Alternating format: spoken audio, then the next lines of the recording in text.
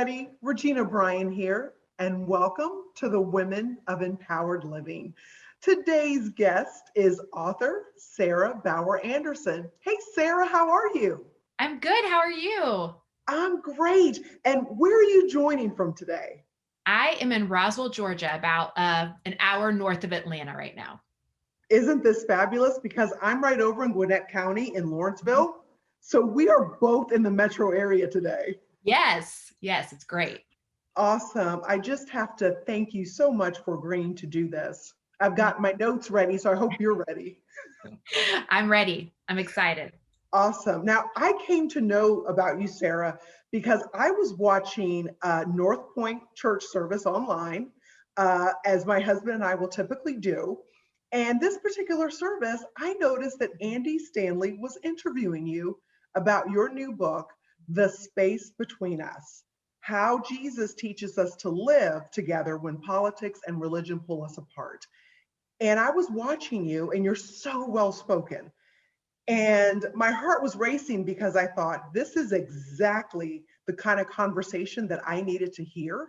This Mhm. has been a crazy political season, a crazy year. And I know, like you and like many people watching, we all know people on both sides of the aisle. I love and care about people that are conservative, and I love and care about people that are more liberal. Right. And it's becoming a little tough to have these conversations. So when I saw you speaking to Andy Stanley, I thought, I have got to reach out to her. And you were so gracious. I reached out to you as a complete stranger on Facebook, and you took a risk and you responded. We had a great phone call, and here we are today. So this book of yours is a tall order, okay? But let's start with a little bit about your background, your family, and your connections to all things political. Yeah. So I was born and raised just outside Washington, D.C. in Northern Virginia. And I was born into a family that kind of eats, sleeps, breathes politics. So Oh long boy. before I came along, my family was into it. Both my parents moved to the D.C. area out of college. They met working at the Republican National Committee.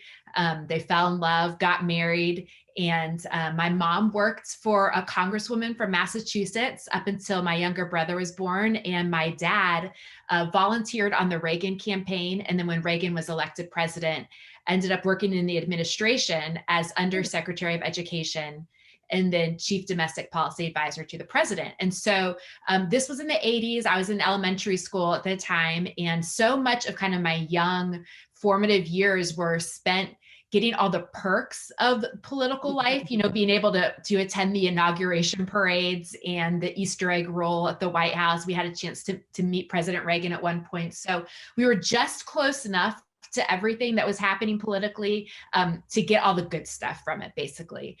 So that was kind of how we spent my earlier childhood growing up.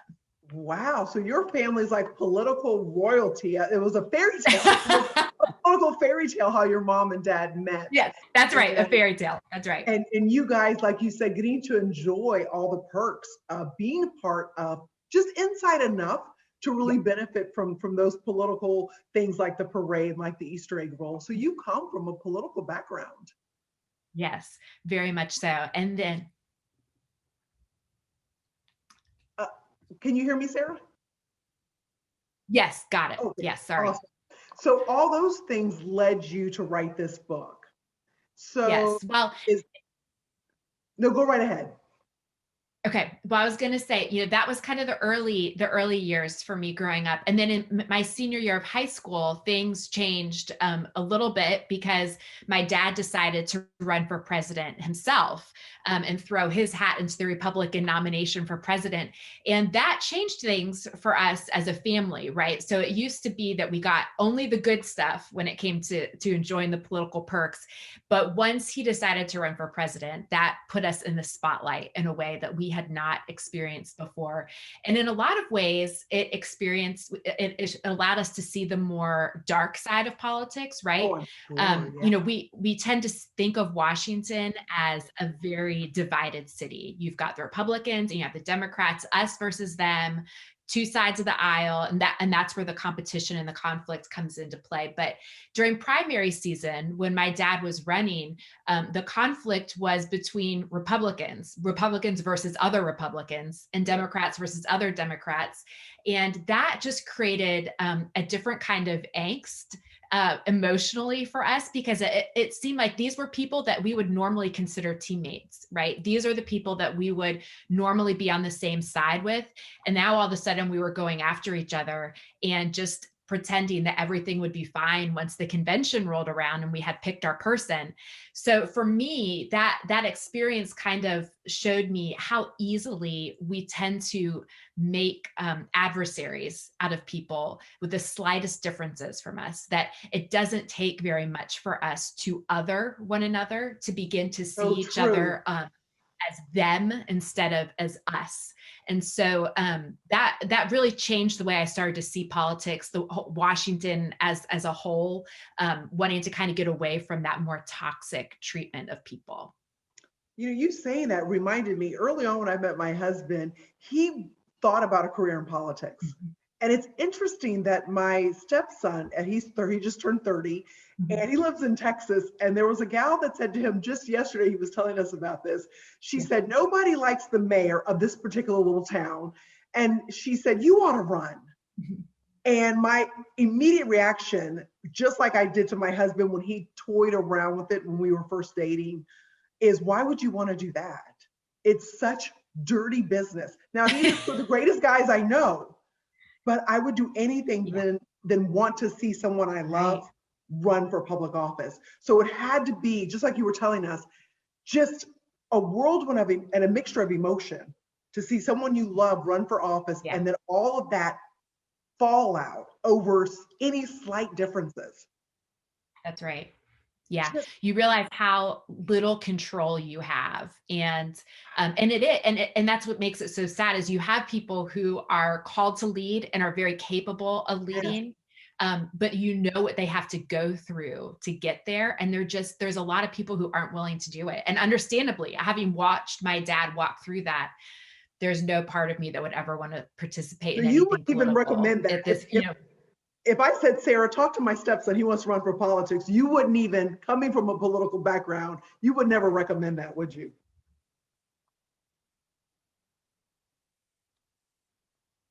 No. It takes a strong, you have to have a thick skin to do it. And there are people that do.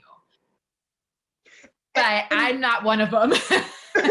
No, me neither. And again, I just would never want to see anyone that I love run. And we're just coming out of this unprecedented political season. And, we're all on Facebook, right? And I mean, you have to brace yourself some days because you're seeing the back and forth. You see we can no longer be friends. Before we get into some more stuff about the books, about your book, just based on what you're seeing on Facebook right now, what are your feelings about all of that? Yeah, well, I think it makes me sad to see that happen. And I know I'm only seeing on Facebook, I know of families who are not getting together for Thanksgiving because they can't handle the political conversation, not because of COVID, but because they can't handle how this dialogue is going to go. And it makes me very sad because I think, part of the problem is we are living in these echo chambers. And part of it is we choose to live there. We choose to only surround ourselves with people that think like us. And I think that's probably unhealthy on multiple levels. But the other side of it is, with as much as we're involved on social media, there are algorithms being formed by the articles that we click on and the comments that we make. And so there's an echo chamber that's being formed around us that we're not even completely aware of too. And so to know that without that much intention, we're starting to live in very siloed and isolated communities. And I'm not sure that that's healthy on multiple levels. Emotionally, that's not healthy. I don't think that's healthy for us when it comes to thinking critically. If we're only going to be surrounded by people who are going to agree with us, we're never going to sharpen our thinking. We're never going to get to the best ideas possible. So we need, there's a proverb, iron sharpens iron. We need that kind of bumping up against one another with our ideas to point out the blind spots that we might have on our positions, and to to recognize that there's people who are having a different lived experience that might have something to speak into our own worldview. That is really key. And after we spoke before on the phone, I was just thinking about how it's okay for us to have friends and family members feel differently about almost every other topic. It could be food choice, it could be car choice, it could be Right? That's color, right. it could be a lot of things. When it comes to politics, we really have a hard time with that. And I think you, sort of coming from your background, you understand this better than most. And I think this is what eventually led you to write this book. And I understand that you had a hard time finding a publisher. Yeah. Yeah. Talk to us a little bit about that. Yes, there were a couple of things that kind of led to this. So, I can't come from a very political family. And then, as sometimes happens in families, as kids grow up and kind of move away, kind of experience the world in their own way, I didn't end up landing on the same page as my family, politically or religiously, on some issues. And my family continues to be very involved in politics. My husband and I are both involved in church world. So we've all made a living out of the two most divisive topics out there, politics and religion. And we didn't have the luxury of avoiding conversation on it because this is what we do. So starting several years back, we just had to figure out a way through these conversations and not avoiding them, not around them, but to begin to talk to each other in a way that still honored one another and honored the other person's positions, even if we didn't land on the same page. So I wanted to be able to share that experience because I think, we started seeing this play out in our family, and I wanted to be able to talk about that. But the other reason I wrote it was because I had an agent who was trying to kind of shop this book out. I wanted there to be a book out there that didn't just confirm to people what they already thought. I wanted there to be something that would encourage people to engage people who thought differently than them, to maybe be more self-aware with maybe how they might be contributing to the problem instead of just pointing out the issues in the other person. And the constant feedback I got from publishers was I was not conservative enough for conservatives or liberal enough for liberals, which is exactly the point, right? There's not a lot out there that's challenging us to get out of our lane. We all know where to go to find something that's going to tell us what we already think. We all know, like, we can find a source, we can find a news source, we can find whatever that is. But I wanted to really encourage people who are willing to say, there's a big problem, and what if I'm part of it? What can I do to begin to contribute to a way of healing and moving forward in the conversation? Gosh, Sarah, that is so good. And I am reading your book. I'm actively reading your book now. Could hardly put it down when I first started. And I'm like, if I keep reading this book, I can't get to everything else on my calendar. So your book really, I thought, because I'm that person, if I get a good book in my hands, I don't want to put it down. And let me tell everybody that's watching, this is a good book because I get scared. I know, having certain conversations political with certain people. And I feel bad about that because, again, these are people I care about and I love. Now, in the book, what you were just speaking of, and in the book, you challenging us as readers to abandon these questions that we've all wrestled with. How do I get others to change their mind and see as I do? Don't we all? We all do this. We want people to think like we do. And instead, you're telling us, leave that behind. And instead, start asking the question, how do we close the space between us?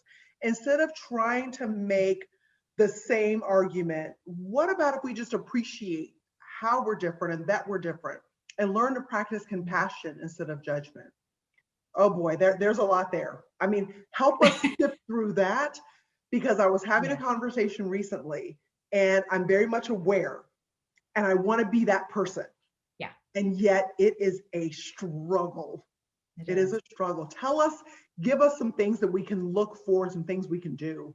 Yeah. Well, I would suggest we change the question for a couple of reasons. Instead of going into a conversation trying to change somebody's mind. First of all, that's out of our control, right? Like none of us really has the power to change someone's mind, to control that outcome. And so I think if we head into conversations and relationships with that being the goal in mind, we're going to ultimately end up frustrated most of the time.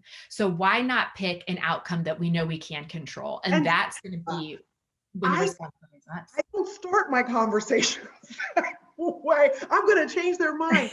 But you get embroiled in these discussions and you think, why can't they just see it the way that Yeah. I see it? And so, yeah. Okay, talk to Yes. Yeah, I totally get it. And but the other issue I think when we head into a conversation thinking, I want to change what you think, we're automatically operating under the assumption that we have it all figured out and they don't. So we are in a position of arrogance and even more aggressive in how we come across. If we think we know we hold the truth, you are enlightened, let me be the one to enlighten you. And we Oh don't, I boy, don't think we realize how condescending that can come across. that is so good. I mean, you write about conflict, um, how when we avoid conflict and handle it poorly, that's what becomes the enemy. But when we can handle these conflicts and just like you said, walk into these conversations differently and handle it in a way that's healthy, handle it in a way that moves us forward. Yeah. So a lack of conflict is Mhm. not really our goal. It's That's not right. the avoidance of these conversations. Yeah. Conflict, you tell us, can be good. Yeah. Yeah. I think that conflict is uncomfortable. I get that. That's my personality is probably to want to avoid it more. And so there were plenty of years, I initially left DC out of college and did not go back for that reason. I wanted to avoid the conflict that I found there. But the thing that I think I ended up realizing in the years since I moved away is not that I had a problem with politics or the conflict itself, was it was the way that conflict was being handled or the way politics was being engaged with. And so to me, I don't think the problem is the conflict itself. Like I said earlier, the conflict allows us to sharpen our thinking. It allows us to engage more critically with people who don't see eye to eye with us. The other thing is when you just look at our history as a country, the founders wanted this to operate like a democracy. And a democracy is nothing if not a lot of differing ideas being brought to the table. So we should not be afraid of that. They knew that it could go sideways, choosing to operate as a democracy, that there was a lot of risk doing that. But they also knew that there was potentially such a reward in allowing to create a country where everybody felt the freedom to bring their individual selves to the table and vocalize what they're thinking. So to me, I would be more afraid if our goal was to get everybody to think the same and there was an election and everyone was like, okay, we're all happy. That to me tells me there are people who don't feel the freedom, who are afraid to vocalize their dissent on something. So the fact that we have people who are willing to raise their voices, even if it's not necessarily in a healthy way all the time, but who feel that freedom to bring that perspective to the table tells me that this is a safe enough country to do that, and we should not shy away from it. So my concern is if we all end up thinking the same. That's not what we want. The fact that we are in conflict sometimes tells me that we've got two sides that sometimes value different things, and they're not necessarily wrong, the other side. It's just elevating a different set of morals, but they're not morals that we want to disregard completely. We just want to be able to find a place for all of them to kind of coexist. And, I do want to say, I always want to be careful when I talk about this. I know it sounds very pie in the sky and Pollyanna. I want to say there are bad ideas. There are dangerous ideas. Those exist. I think we just have tended to start to operate like every idea that's different from ours is a bad one, as opposed Ooh, to saying there are some that are bad, but just because you don't see the way I see doesn't make you a bad person.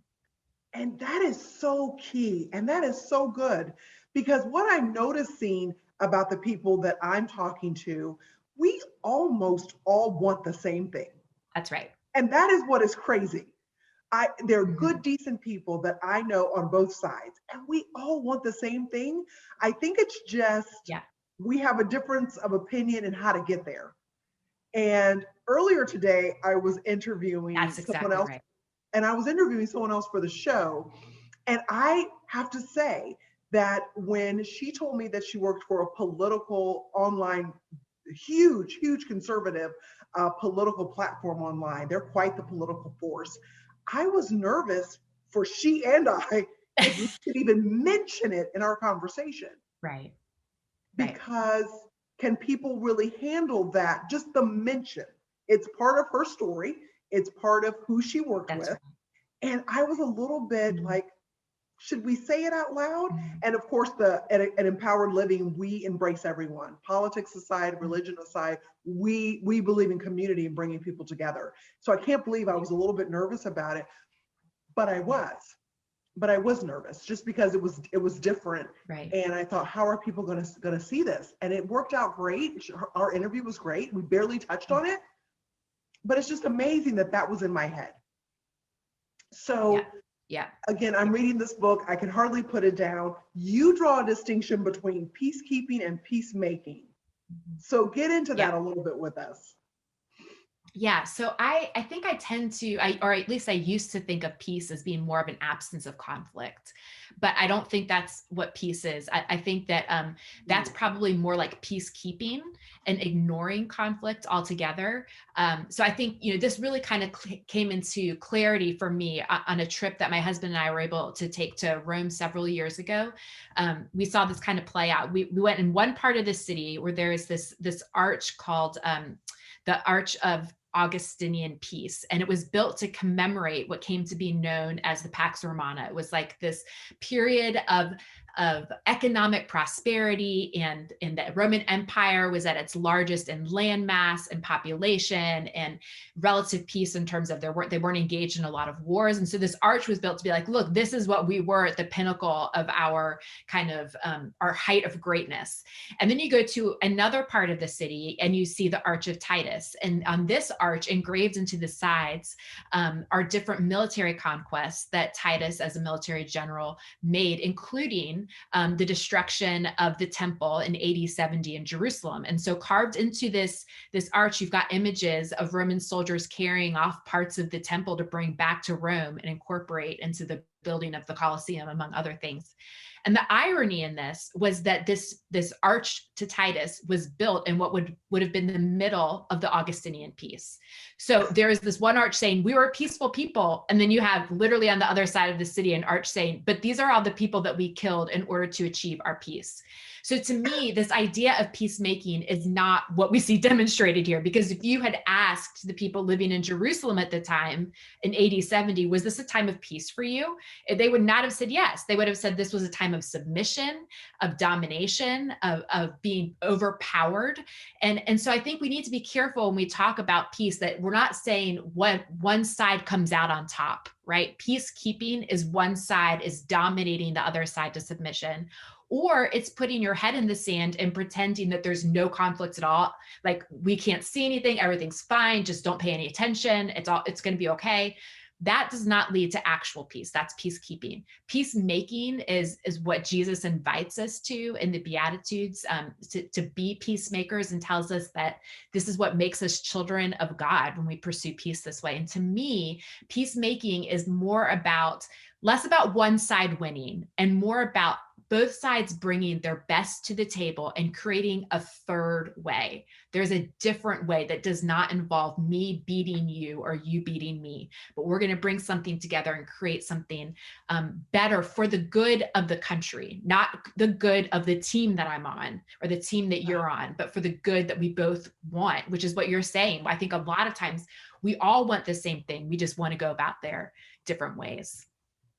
If only our political leaders can read your book. Can we get them copies of your book?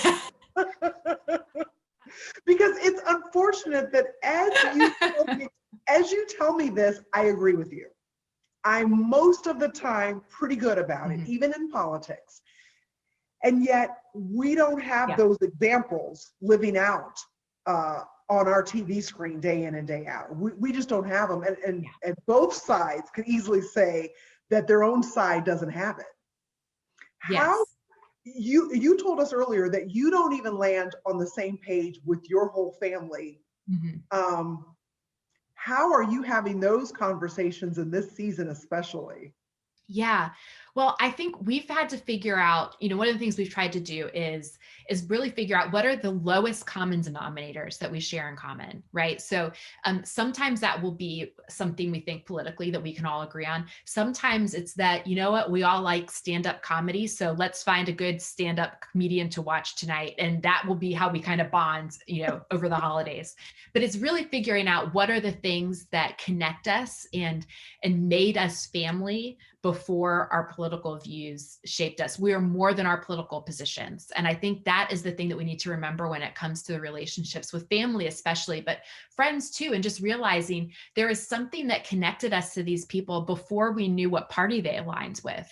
And those things are still true. So we don't want to see somebody just as the sum total of their political decisions or what they decided on the ballot box. There's more to us than that. So just remembering that, for my family too, I've got two boys, and so when we can have a political conversation and we can agree that we all want what's best for my kids, my parents' grandkids, my kids. We want them to inherit the best possible America.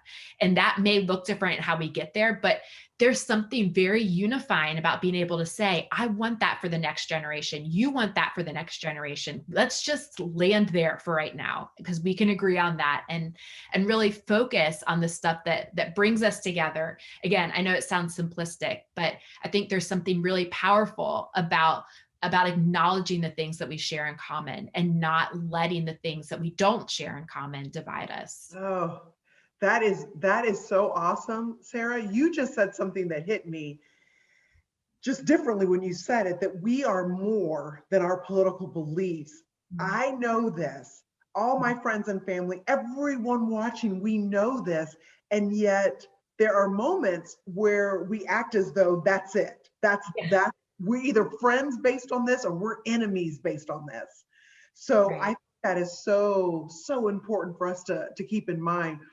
Yeah. You include a quote in your book that I've read several times. It's so beautiful, and I have it so that I can make sure that I get it right. This was a Yeah. quote from a very famous TED Talk by a Nigerian speaker whose name I don't even think I'll attempt. I I'll let you say the name in just a moment. She said that single stories do not allow room for complexities and emotions and experiences. And when a single story is told about a certain group over and over, that characterization becomes them. Anytime a person is reduced to a simple storyline, we need to pay attention. Mhm. Something is probably missing. Mhm. That's really good. And I hear that both sides. Yeah. I'm Yes. embarrassed that sometimes I've thought it, I've had to catch myself and not relate that, not say that this is the defining Yeah. story for this group. Yeah. Give us some, give us something that we can latch on to, not to get involved in making something and stereotyping, if you will, about a certain group and painting them one way. Mhm. Yeah. Yeah, I think one of the things that's helpful in this conversation is being aware of how our brains are wired, right? So I think our brains are wired for the most simple conclusion possible. Our brain does not want to do the extra work. And so we would much rather buy into a simple falsehood than a complex truth. And Oh so my I think gosh. when we when we So believe, true. That is yes, so true. and that's all of us. We're all guilty of that. And that doesn't even take a conscious decision for us to do that. That just happens. So I think we need to be aware that buying into a narrative is a simplified, sometimes falsehood, but it's an oversimplified story. Even if it's not completely false, it's making things sound a lot more clear cut, black and white than they are. And so for me, the thing that I try to keep in mind and our family tries to keep in mind is we have this thing of names over narratives. So a narrative is a lot easier to buy into, saying this political party is all this way, this group of people is all this way. But when we get close enough to learn an individual, a name, then we see, oh, this person's much more complex. There is nuance with this person that the narrative does not allow room for. So we went back to visit my family in Washington several years ago and took our boys to the African American Museum of Culture and History. It was a fantastic museum. And this hit home for me while we were walking through this one exhibit. So the whole museum is laid out. It's supposed to take you on a journey. So you walk in on ground level, you go underground, and you start, it's dark. There's no windows, there's no light. And it's supposed to represent you starting on the shores of Africa. And then you're boarding what's supposed to represent a slave ship in the hull of a slave ship. And then you're arriving on the shores of America. And you round the corner and there's this statue of Thomas Jefferson. And around him are words from the different founding documents that he helped write, like the Declaration of Independence and all men are created equal. And it's super powerful. And then you notice behind him, there's a stack of bricks. And on these bricks are engraved the names of the 600 slaves he owned. And you're just kind of hit with this juxtaposition of, there's a narrative we know about our founding fathers. Either they could do no wrong, they were perfect, they were just these kind of saints, that Right. they were the perfect examples of humans. Or there's another example of they were terrible people. We should not, be honoring them in any way. And this one exhibit brought into the sharp contrast of they are both. Thomas Jefferson envisioned a country with these ideals that no other country had at the time. And they were so amazing and hard to live out. He couldn't even live them out himself. So he wrote about all men being created equal and then did not live out that reality in his own life. And I think that's such a powerful thing to remember, that instead of drawing the line of good versus evil on my side versus your side, remembering that for every single one of us, that line goes down the middle of us, that we are capable of incredibly terrible things and we're capable of really great things. And remembering that the closer we get, the more we learn the names of people, the more we're able to see the good in them, even if they're very different from us. And the more we're able to see in ourselves, the self-awareness of, gosh, I'm capable of some pretty terrible things as well. That is so huge and beautiful, because that really is the human experience. A lot of us in this community are also John Maxwell team members. And John's book, Intentional Living, really tells us that once you know someone's story, there's almost no one that you can't love or at least appreciate once you understand their story. Yeah. And I mean, something really hit me. I mean, this conversation is so deeply touching to me, because we've got to find a way to value one another. And I watch myself anytime my mind goes to, oh, those liberals, oh, those conservatives, we're sort of diminishing that they're well-rounded people with stories, with, like you said, lived experiences. We're reducing them to like a narrative because they're a liberal, because they're a conservative, because even other times, like because they're a man, because they're a woman. That's right.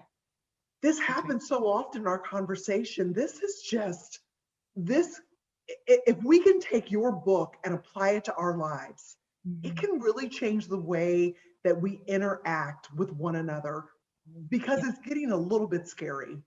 Yeah. And I think, you were saying how we don't see this modeled in our leaders. And in a lot of ways, I think our leaders have the harder job because they're deciding the policies, but we are at an advantage as being kind of like the grassroots movement, because we do get to engage people that live across the street from us, or who's, their families that are playing on the soccer teams with our kids that think differently than us. Like, we really do have the opportunity to live this out without having to make the tough call of what's this going to look like in legislation, whatever that means. But we get the chance to, one by one, relationship by relationship, surround ourselves with people, learn their stories, lean into it, and disrupt kind of the worldview that we have and they might have of us if they don't know us any different. Gosh, I mean, I think about the power if we can come together, most of us, and starting with ourselves, because that's where all transformation and change starts. You know, earlier this summer, Yeah. Sarah, this community, Empowered Living, put together a program on diversity and inclusion. And we Mhm. talk about it in terms of race, in Mhm. terms of sex or sexual orientation, in terms of gender. But what today has really hit me like never before, we've got to be okay with diversity of thought, Yes. diversity of ideas, Yeah. including politics and religion. Yeah. And I mean, now I'm just, you just sort of touch something in me that says, I want to be the person that's truly dialed in to knowing the stories. Yeah. And I want to catch myself if I'm ever trying to think them versus me or us. That's right. So Right. if we could get there, that would be everything. So where do we go from here in all of this? I mean, because we just come through a pretty overwhelming election season. Right. And these last few elections, I know this one, you almost split the country Yeah. because you're talking, 51 or 52%, Right. with it put someone over the top. That's not a huge gap. No. That is almost half the country on one side and half on the other. How, and that's how it is in our families and our friend groups. Right. How do we move forward? Yeah.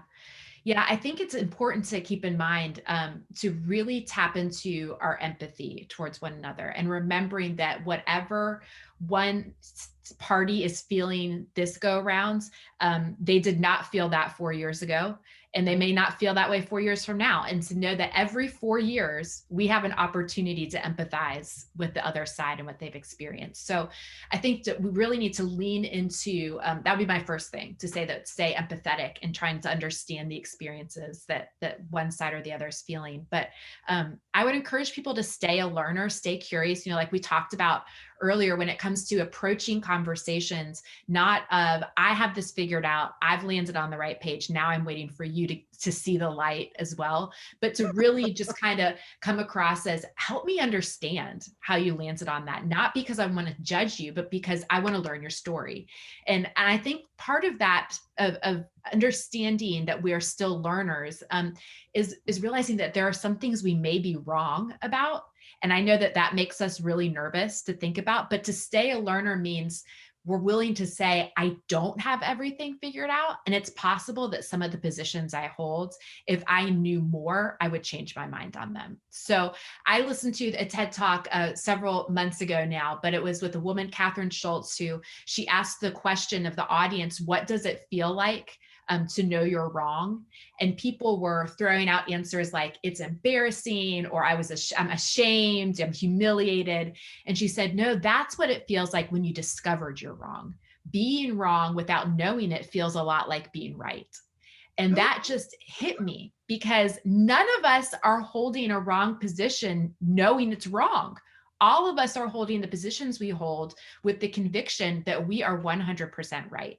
But to stay a learner means to engage in relationships and conversations, knowing there may be something I don't know yet. And if I did know it, I might change my mind on this issue, and not being afraid of that. Like we have to stop looking at politicians or anybody really as a liability when they change their mind on an issue. To me, that's communicating you're still willing to learn what you don't know yet. So that to me is a sign of growth. So stay a learner with one another. That would be my first thing. I would also say don't stop engaging with people who think differently than you. You know, we were talking about Facebook earlier and wanting to, unfriend or unfollow, or, whatever that looks like. But what I think we know from history is the more we disengage with someone we see unlike us, the easier it is for us to demonize them and to dehumanize them, and to allow us to get away with some really bad behavior towards them. And if we're Christians, in the name of Jesus, we think we can do it and get away with it. So I would say, don't stop engaging with people. Don't stop having the face-to-face interaction. Prolonged eye contact with somebody triggers empathetic responses. So even just sitting across the table from a person is different than engaging with them on a screen. So make the time and make the space to really engage in that kind of human connection. And the last thing I would say is just to not give up on each other. This hits home for me as a mom. I have an 8-year-old and 11-year-old, and they are aware enough to know what's happening politically. They can watch the ads, they can go to the mailbox and get this stuff that in the mail. And they're tired of it. And they have told me they don't like politics because of how they see it played out. And that breaks my heart, because I don't want them to think that's the way politics has to be. I want them to know that there is a way to be in the world that is not reliant on sameness with one another, that there's a healthy way to interact with one another that does not make us have to tolerate each other, but there's a way for us to love and engage and honor one another, even if we are fundamentally different in some big ways, that there is something bigger that connects us. So I would say, don't give up on each other. There's too much on the line when it comes to the future of our country, but the generations behind us are watching. So I think if we can be the generation that changes the way that this happens, I think we're going to have a brighter picture. It has nothing to do with policy. It has to do with the relationships, the way that we're leading in our relationships politically. You have really, through your book and through this conversation, you've empowered me already personally. And usually at the end of our conversations with our guests, we love to ask, what does living an empowered life mean to you? I think you just answered that, because empathy and not being afraid, not stopping the engagement with people that are different to us, different than us, that really is an empowered life. Yeah. Anything else you want to add just to round that out, Sarah? This has been amazing, and is really, I'm already thinking about some things that I want to do different, because I want the change to start with me. Yeah. I'll give you the last word on anything else we can do to well, I think you nailed it. I think you nailed it. To take the personal responsibility, I think, is what will make us feel more empowered, to not feel like we have to wait around to be shown how to do this from the top down, that we can begin to lead our own personal lives under our roof, at the people around our table in our neighborhoods. We can begin to take on the responsibility and not feel powerless because the people in charge are not showing us how to do it. So I feel like the greater self-awareness that we can have, and how we may contribute to the problem, but then also contribute to healing and wholeness and a way forward, I think that's going to help us feel more empowered than ever.